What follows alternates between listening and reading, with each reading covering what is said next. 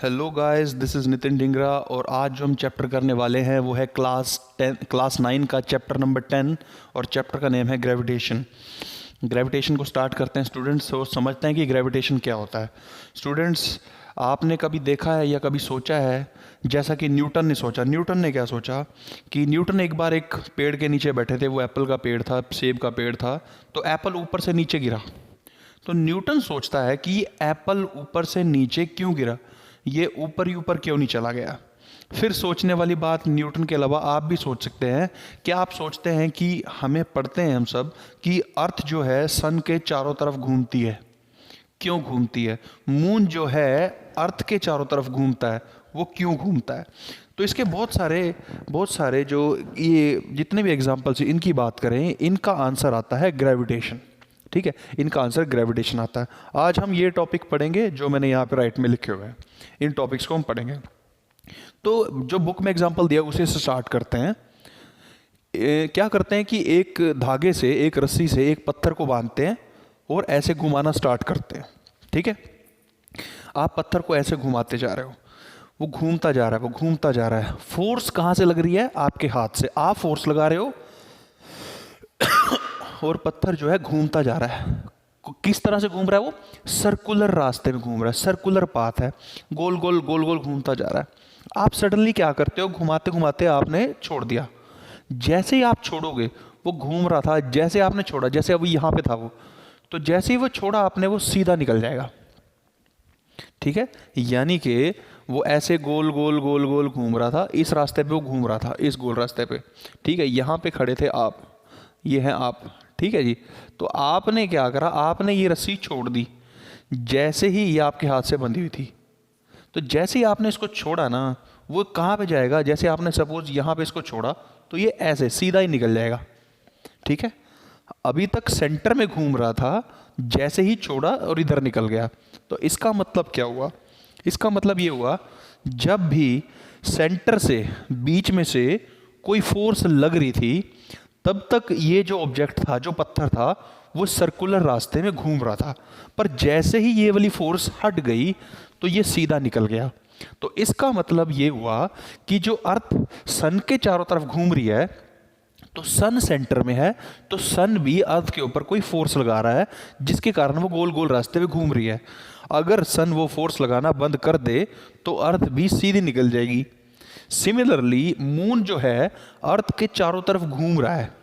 अगर earth moon के ऊपर वो फोर्स लगाना बंद कर दे, तो मून भी गोल गोल घूमने की बजाय सीधा निकल जाएगा। ठीक है स्टूडेंट्स, समझ रहे हो बात मेरी? तो ये फोर्स है कौन सी? यही फोर्स का नाम है ग्रेविटेशन। समझ गए? तो ग्रेविटेशन वो फोर्स है जिससे ये यूनिवर्स में हर एक चीज, जैसे सन, मून, अर्थ, ये एक दूसरे की तरफ अट्रैक्टेड रहते हैं। तो ग्रेविटेशन एक ऐसी फोर्स है जो एक ऑब्जेक्ट दूसरे ऑब्जेक्ट के ऊपर लगाता है। यानी कि अगर हम एक बात समझें, तो पूरे वर्ल्ड में, पूरे यूनिवर्स में जितनी भी चीज़ें हैं, वो एक दूसरे को क्या कर रही हैं? अट्रैक्ट कर रही हैं। ठीक है, तो वो एक दूसरे को अट्रैक्ट कर रहे हैं, और जिस फोर्स से एक दूसरे को अट्रैक्ट करती हैं, उस फोर्स का नाम क्या है स्टूडेंट्स? उस फोर्स का नाम है gravitation. Right students, I hope कि आपको यहाँ तक बिल्कुल समझ आ गया होगा कि हमने क्या बात करी है। तो वो फोर्स जिससे अर्थ या कोई दूसरा ऑब्जेक्ट किसी दूसरे ऑब्जेक्ट को अट्रैक्ट करता है, वो फोर्स क्या कहलाती है?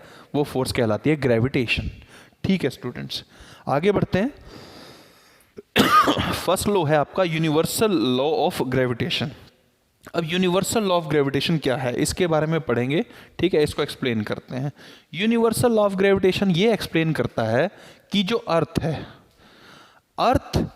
अर्थ के ऊपर प्रेजेंट जितने भी ऑब्जेक्ट हैं, उनको किस फोर्स से अट्रैक्ट करती है, या फिर अर्थ ना कहें तो एक ऑब्जेक्ट किसी दूसरे ऑब्जेक्ट को कितनी फोर्स से अट्रैक्ट करता है। सपोज एक ऑब्जेक्ट है ए और एक दूसरा ऑब्जेक्ट है बी। दो ऑब्जेक्ट है आपके पास, ए और बी। ये दोनों कुछ डिस्टेंस, एक दूसरे से कुछ डिस्टेंस पे पड़े हैं, वो डिस्टेंस है डी। बुक में डी दिया है, आप आर भी ले सकते हो, जो मर्जी लेना चाहो वो ले सकते हो। ठीक है, एक ऑब्जेक्ट है ए, वो दूसरे ऑब्जेक्ट बी से d डिस्टेंस के ऊपर या r डिस्टेंस के ऊपर रखा हुआ है। अब जो फोर्स ऑफ ग्रेविटेशन है या ये जो ग्रेविटेशन फोर्स है वो कितनी होती है? ग्रेविटेशन फोर्स को अगर मैं लिखूं F, ठीक है, so force of gravitation is directly proportional to force of gravitation is directly proportional to product of masses. Product of masses मतलब ये जो दो ऑब्जेक्ट हैं इनका जो मास है इनके प्रोडक्ट के इक्वल होता है। सपोज इसका मास है कैपिटल M, ठीक है, इसका मास है स्मॉल m, राइट स्टूडेंट्स। तो इसको मैं क्या लिखूंगा? Force is directly proportional to m, ठीक है, नंबर एक बात। और दूसरी बात क्या है? Force of gravitation is inversely proportional to square of distance between them. तो जितना भी इनके बीच में डिस्टेंस है उसके इनवर्सली प्रोपोर्शनल है, यानी कि F जो है इनवर्सली प्रोपोर्शनल होगा D के स्क्वायर के। तो एक इक्वेशन ये है, एक इक्वेशन ये है, directly proportional to product of mass, inversely proportional to distance का स्क्वायर।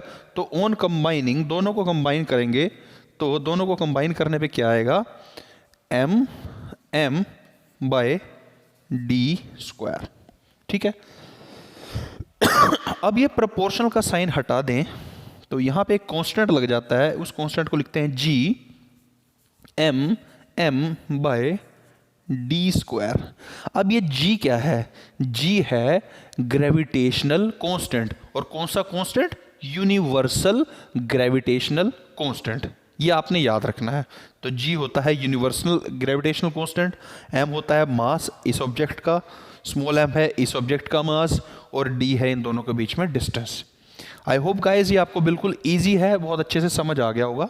तो इसका नाम है यूनिवर्सल लॉ ऑफ ग्रेविटेशन। अब जो ये g है, अगर आप पेपर में कभी कभी आता है find the unit of g या what is the unit of universal law of gravitation, तो इस g की यूनिट कितनी है? तो अगर g की यूनिट आपने निकालनी है तो कैसे करोगे? तो g को एक साइड में रखो, बाकी सबको दूसरी साइड पे ले जाओ। f यहाँ पे था, d इसके साथ मल्टीप्लाई हो जाएगा, f d स्क्वायर डिवाइड में m और m। फोर्स की यूनिट क्या होती है स्टूडेंट्स? न्यूटन। d यानी डिस्टेंस, डिस्टेंस की यूनिट होती है मीटर, और मीटर का स्क्वायर। और मास की यूनिट होती है किलोग्राम, ये भी किलोग्राम और ये भी किलोग्राम, डिवाइड में किलोग्राम स्क्वायर। तो यूनिट क्या आ गई g की? न्यूटन मीटर स्क्वायर पर किलोग्राम स्क्वायर, ठीक है स्टूडेंट्स। और जब हम इसमें कोई वैल्यूज लगा दें, जैसे अब यहाँ पे g की वैल्यू क्या आई है? f d स्क्वायर m, है ना।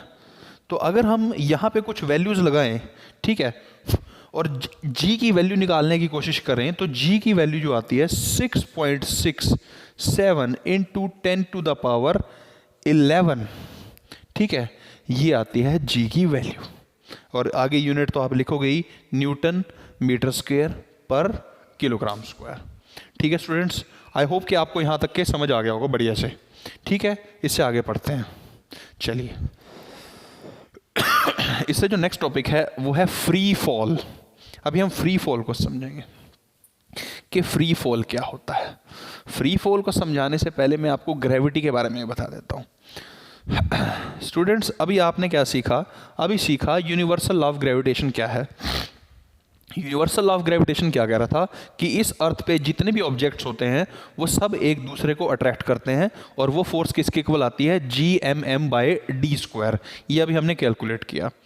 अब सपोज करो जो उसमें मैंने कैपिटल M लिया था वो मास ऑफ अर्थ हो जाए, है ना। अगर वो कैपिटल M जो मैं ले रहा था, एक मैंने कैपिटल M लिया था, एक मैंने स्मॉल m लिया था, जो कैपिटल M था सपोज वो मास ऑफ अर्थ हो, तो अगर वो मास ऑफ अर्थ होगा तो वो क्या, कौन सी फोर्स हो जाएगी? ग्रेविटी ड्यू टू अर्थ, ठीक है। तो वो अर्थ की फोर्स हो जाएगी।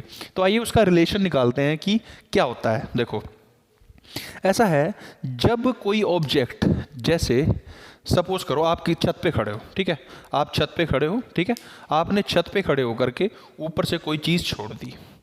जैसे आपने ऊपर से कोई चीज़ छोड़ी तो क्या होगा? वो चीज़ कहाँ जाएगी? वो नीचे गिरेगी। नीचे गिरेगी ना। तो जब आपने कोई चीज़ छोड़ी तो उसको किसने खींच लिया अपनी तरफ? अर्थ ने अपनी तरफ खींच लिया। कौन सी फोर्स से? ग्रेविटेशनल फोर्स से।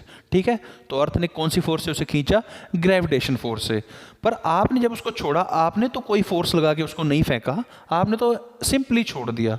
तो जब आपने उसको सिंपली छोड़ दिया और वो नीचे गिर गया, उस चीज़ को बोलते हैं हम फ्री फॉल। ठीक है, तो फ्री फॉल आपको समझ आ गया ना? फ्री फॉल होता है अपने आप, जैसे कोई प्लेन उड़ रहा है, प्लेन उड़ रहा है, उड़ते उड़ते उसका इंजन खराब हो गया, है ना? तो अगर उसका इंजन खराब हो गया तो क्या होगा? वो उड़ते उड़ते ऊपर से नीचे गिरेगा। जब तक वो उड़ रहा था तब तक उसका इंजन वर्क कर रहा था। जैसे इंजन ने वर्क करना बंद किया, ठीक है, तो अर्थ ने उसको अपनी तरफ खींच लिया। तो ये क्या हो गया? फ्री फॉल का एग्जाम्पल। एप्पल अपने आप टूट के न्यूटन के सिर के ऊपर गिरा, this is example of free fall. अच्छा, अब हम पढ़ते हैं ग्रेविटी के बारे में, जिसके बारे में आपको पढ़ाने वाला था। आपको पता है कि न्यूटन ने कुछ लॉज भी दिए थे फोर्स के। न्यूटन के 3 लॉ थे, फर्स्ट लॉ, सेकंड लॉ और थर्ड लॉ। ठीक है, तो न्यूटन का जो सेकंड लॉ था, अगर आपको याद हो, तो न्यूटन का सेकंड लॉ क्या कहता था? न्यूटन के सेकंड लॉ के हिसाब से F is equal to ma होता था। फोर्स अगर किसी, देखो आपने क्या किया, कोई गाड़ी खड़ी थी, कोई गाड़ी खड़ी थी, आपने उसको धक्का मारा। जैसे आप उसको धक्का मारोगे तो धक्का मारने पे सपोज वो चल पड़ी। अब वो कितना चलेगी, वो कितना चलेगी, ये 2 चीज़ों पे डिपेंड करता है। कितना चलेगी 2 चीज़ों पे डिपेंड करता है। नंबर 1 कितनी फोर्स, नंबर 2 उसका कितना मास। अगर तो एक गाड़ी हुई, आपने फोर्स लगाया तो थोड़ा चलेगी। सपोज एक बहुत बड़ा ट्रक होगा, आप फोर्स लगाओगे, हो सकता है वो चले ही ना, है ना? तो कितना एक्सेलरेशन या कितना मूवमेंट आएगा, ये 2 चीज़ों पे डिपेंड करता है, एक तो फोर्स पे और दूसरा मास पे। तो न्यूटन सेकंड लॉ के हिसाब से F is equal to ma होता है। ठीक है जी, ओके। और अभी हमने कैलकुलेट किया फोर्स ऑफ ग्रेविटेशन कितना होता है, Gm बाय डी स्क्वायर। ये भी फोर्स होता है, तो ये भी फोर्स है, ये भी फोर्स है। ठीक है, तो दोनों फोर्स है, तो दोनों को इक्वेट कर देते हैं, आमने सामने रख देंगे। तो जब आमने सामने लिख देंगे तो ma is equal to Gm by D square. ठीक है, अब आप ध्यान से देखो, ये स्मॉल m है, यहाँ भी स्मॉल m है, कट जाएगा। तो a क्या आ गया? a आ गया Gm बाय डी स्क्वायर। तो ये फोर्स कौन सी फोर्स है? ये वो फोर्स है जिससे कोई ऑब्जेक्ट, मैंने अभी फ्री फॉल सिखाया ना आपको, तो ये वो फोर्स है जिससे कोई ऑब्जेक्ट ऊपर से नीचे गिरेगा। ठीक है, ये वो फोर्स है जिससे कोई ऑब्जेक्ट ऊपर से नीचे गिरेगा। तो जब ये वाली फोर्स हो जाती है तो यहाँ पे a की जगह मैं क्या लिख देता हूँ? Gm by D square. तो ये G क्या कहलाता है? इसको बोलते हैं एक्सेलरेशन। एक्सेलरेशन, क्योंकि a की जगह लिखा है ना, एक्सेलरेशन ड्यू टू ग्रेविटी, या फिर acceleration due to gravitational force by earth, ये चीज होती है। अब मेरी बात सुनो, क्या हुआ? एक्सेलरेशन का मतलब आप स्टूडेंट्स पता है ना आपको, एक्सेलरेशन क्या होता है? एक होता है वेलोसिटी, एक होता है एक्सेलरेशन। वेलोसिटी होता है डिस्टेंस बाय टाइम, कितना डिस्टेंस कितने टाइम में चला। एक्सेलरेशन होता है वेलोसिटी बाय टाइम, कितनी वेलोसिटी चेंज हुई कितने टाइम में। आपकी बाइक्स पे, एक्टिवा, स्कूटर, कार जो भी आप चलाते हो, उसमें एक्सेलरेटर होता है, उसे स्पीड नहीं बोलते, उसमें एक्सेलरेटर होता है। आप उसे कम ज़्यादा कर सकते हो। क्या कम ज़्यादा करते हो? स्पीड कम ज़्यादा करते हो। आप डिस्टेंस के साथ कुछ नहीं कर रहे होते, आप स्पीड कर रहे होते हो, तो आप एक्सेलरेट कर रहे होते हो। तो जब कोई ऑब्जेक्ट ऊपर से नीचे गिरता है, फ्री फॉल करता है, तो फ्री फॉल करते टाइम उसकी वेलोसिटी के बारे में कुछ नहीं बोल सकते, बट जो एक्सेलरेशन है, वो जो एक्सेलरेशन है, वो एक्सेलरेशन क्या होती है? ये अर्थ की फोर्स होती है। वही एक्सेलरेशन होती है, ये वही फोर्स होती है जिससे अर्थ किसी ऑब्जेक्ट को खींच रही होती है। ठीक है, ओके। और ये जो फोर्स होती है, अगर इस फोर्स की वैल्यू निकालनी हो, इस G की वैल्यू निकालनी हो, तो कैसे निकाल सकते हैं? तो देखो, इसमें अगर मैं G, इस कैपिटल G की वैल्यू लगाऊं 6.67 इंटू 10⁻11, ठीक है, मास ऑफ अर्थ की वैल्यू लगाऊं, है ना, और D माने रेडियस ऑफ अर्थ की वैल्यू लगाऊं, मतलब मैं इसकी वैल्यू निकाल रहा हूं G की। तो रेडियस ऑफ अर्थ होती है 6400 किलोमीटर। ठीक है, मास ऑफ अर्थ आप लगा लोगे। ठीक है, मास ऑफ अर्थ आप जब सब कुछ लगा करके आप कैलकुलेट करोगे, मास ऑफ अर्थ चेक कर लेना आप। ठीक है, जब ये सब कुछ लगा करके आप कैलकुलेट करोगे तो इसका आंसर आपको मिलेगा 9.8। कितना आंसर मिलता है इसका? इसका आंसर आपको मिलता है जी 9.8 मीटर स्क्वायर। ठीक है, तो अगर मैं आपको बताऊं कि इसकी वैल्यू कितनी है, मैं आपको बताता हूँ, रुको। मास ऑफ अर्थ कितना लेते हैं हम? मास ऑफ अर्थ, चलो जितना भी होगा आप देख लेना, ठीक है। मास ऑफ अर्थ लगा करके वैल्यू कैलकुलेट करोगे तो आएगा 9.8। अब इसकी यूनिट क्या होगी? 9.8 मीटर पर सेकंड स्क्वायर, क्योंकि ये क्या है? एक्सेलरेशन है। और ये वैल्यू कहाँ पे है? ये है अर्थ के ऊपर, सरफेस के ऊपर। जैसे जैसे आप ऊपर या नीचे जाओगे तो इसकी वैल्यू चेंज हो जाएगी, क्योंकि ये डी या रेडियस चेंज हो जाएगी। ठीक है स्टूडेंट्स, आई होप आपको ये भी समझ आ गया होगा, ये बहुत ज़्यादा इंपॉर्टेंट है। ठीक है स्टूडेंट्स, इससे नेक्स्ट टॉपिक हम पढ़ते हैं मास वर्सेस वेट। मास और वेट में क्या डिफरेंस है, हम ये देखेंगे अभी, मास और वेट में क्या डिफरेंस है। ठीक है, आपको आई होप थोड़ा बहुत आपको क्लास में पढ़ाया तो आपको पता होगा, बाकी मैं डिफरेंस अभी क्रिएट कर देता हूँ कि क्या होता है, अभी हम समझ लेंगे। ठीक है, मास और वेट में डिफरेंस क्या है? मास क्या होता है स्टूडेंट्स? मास न्यूटन के फर्स्ट लॉ से रिलेट कर सकते हैं हम, इनर्शिया। आपने न्यूटन का फर्स्ट लॉ पढ़ा होगा, इनर्शिया। इनर्शिया क्या होता है?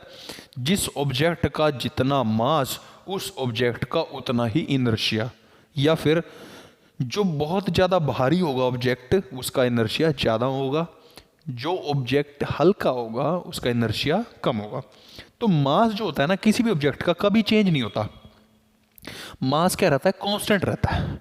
ठीक है, तो मास जो होता है उसको रिप्रेजेंट करते हैं लेटर एम से, और ये क्या रहता है? हमेशा कांस्टेंट रहता है, कभी चेंज नहीं होता। ठीक है, कहीं पे भी आप चले जाओगे तो कांस्टेंट रहता है। जो वेट होता है, जो वेट होता है, वेट क्या होता है? वेट वो फोर्स है, वेट क्या है? वो फोर्स है जिससे अर्थ किसी ऑब्जेक्ट को अपनी तरफ खींचती है। एप्पल गिरा, प्लेन ऊपर से गिरा, तो जब ये ऊपर से गिर रहे होंगे, ठीक है, तो अर्थ अपनी फोर्स लगा रही होगी, कुछ खींच रही होगी ना, जिसे हम फ्री फॉल कह रहे थे, उसी से हम रिलेट कर सकते हैं वेट को।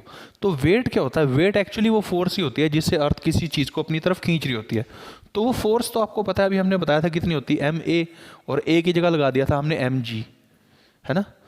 तो वेट वही फोर्स है, तो अगर वेट वही फोर्स है तो एम जी क्या हो गया? वेट। ठीक है, तो यहाँ पे m क्या लिखा था हमने? मास क्या लिखा था? m। वेट को क्या लिखते हैं? M G. यानी कि जब मास को ग्रेविटी फोर्स से, अर्थ की फोर्स से मल्टीप्लाई कर देंगे तो क्या आ जाएगा? वेट। और वेट जो है ये कांस्टेंट नहीं होता। ऐसा नहीं है कि वेट बढ़ रहा है, उस बात से नहीं मैं कह रहा हूँ कि आपने ज़्यादा खा लिया कम खा लिया, नो नो नो। मैं बात कर रहा हूँ सपोज करके आप अर्थ को छोड़ करके किसी और प्लेनेट पे चले गए, फॉर एग्जांपल आप मार्स पे चले गए, ठीक है, तो वहाँ पे आपका वेट क्या होगा? चेंज हो जाएगा, पर मास चेंज नहीं होगा। ठीक है, अभी हम पढ़ेंगे इसको। तो देखा आपने, इसको m से रिप्रेजेंट करते हैं, इसको w से या f से रिप्रेजेंट करते हैं। ये कांस्टेंट होता है, ये कांस्टेंट नहीं होता है, ये चेंज होता रहता है। ठीक है, अच्छा, और ये जो होता है ग्रेविटेशनल फोर्स के इक्विवेलेंट होता है, यानी कि जैसे g की वैल्यू चेंज होगी उस हिसाब से ये चेंज होता रहता है। अब मैं आपको एक टॉपिक बता देता हूँ, जैसे weight of an object on the moon, ये आपकी बुक में मेंशन्ड है। जब भी आप मून पे जाते हो, जब भी आप मून पे जाते हो तो मून पे जाने के बाद जो ग्रेविटी की वैल्यू है ना, g की वैल्यू, वो कम हो जाती है। यानी कि जो अर्थ पे है वो तो है 9.8, ठीक है, और जो मून पे जो है अर्थ की ग्रेविटेशन फोर्स से 1/6 हो जाती है, यानी कि 6 गुना कम हो जाती है। तो अगर किसी बंदे का वेट अर्थ पे 48 किलो था, अगर किसी बंदे का वेट अर्थ पे 48 किलो था, तो मून पे जाकर कितना हो जाएगा? जब वो मून पे जाएगा तो कितना हो जाएगा? मून पे वो 6 टाइम कम हो जाएगा, क्योंकि वेट क्या होता है? मास इनटू ग्रेविटेशनल फोर्स, और ग्रेविटेशनल फोर्स 6 टाइम कम हो गई, तो यानी कि उस बंदे का वेट अर्थ पे तो था 48 किलो, और मून पे जाके कितना हो जाएगा? 8 किलोग्राम, क्योंकि अर्थ से मून पे शिफ्ट करने की प्रोसेस में वहाँ पर आपको ग्रेविटेशनल फोर्स जो है कम मिलती है, तो वहाँ पे वैल्यू उसकी कम हो जाएगी। ठीक है स्टूडेंट्स, तो ये चेंज होते रहते हैं भाई। ओके, ठीक है जी।